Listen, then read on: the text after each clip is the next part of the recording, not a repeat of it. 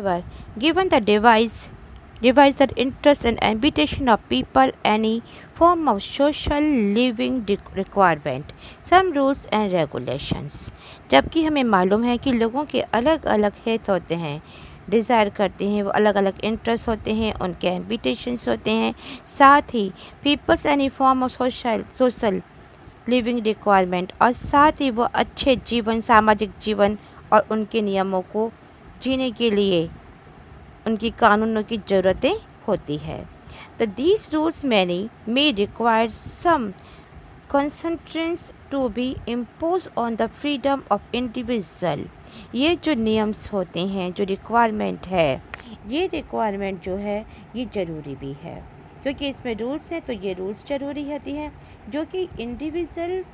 को फ्रीडम के लिए कुछ सीमाएं तय की जाए कि अगर कोई सीमा में रहेगा तो उसे ये चीज़ दी जाती है। बट इट इज़ और रिकॉग्नाइज और ये रिकॉग्नाइज भी होना चाहिए that such constant may also free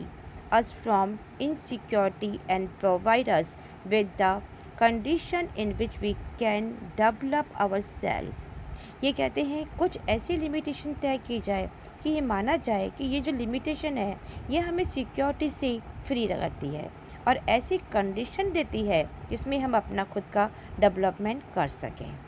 तो इन political theory much of the division regarding freedom has therefore focused on trying to involve principle by which we can distinguish between social necessary constant and other कहते हैं कि ये अपना development कर सके। तो political theory जो है ये हमें फ्रीडम के बारे में अधिकतर ऐसी चर्चा करती है, ऐसे रूल्स निकालती है जो डेवलपमेंट को इस पर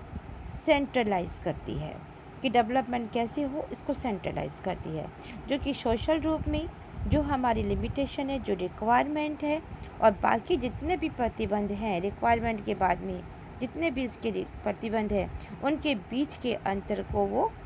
क्लियर करती है कि क्या क्या बीच में अंतर है।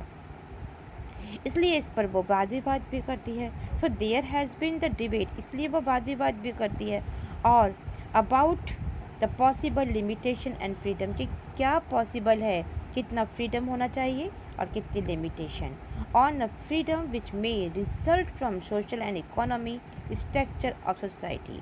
कि जो वाद विवाद हो, जो डिबेट हो फ्रीडम को लेकर कि क्या सीमाएं हैं और क्या होनी चाहिए और जिसका रिज़ल्ट ये है कि social and economy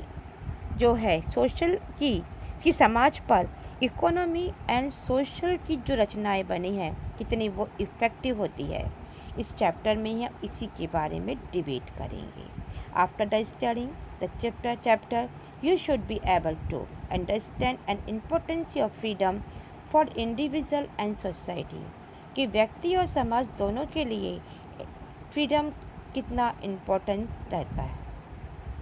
explain the difference between the negative and positive dominate for freedom और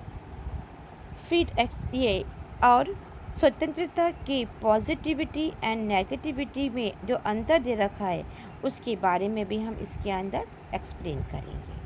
और explain what is meant by the term of harm principal और इसके अंदर हम ये भी प्रिंसिपल के लिए हार्म प्रिंसिपल यानी ऐसे सिद्धांत जो हमारे लिए बहुत ही हानिकारक हैं उनका क्या मतलब है उसके बारे में भी पढ़ेंगे।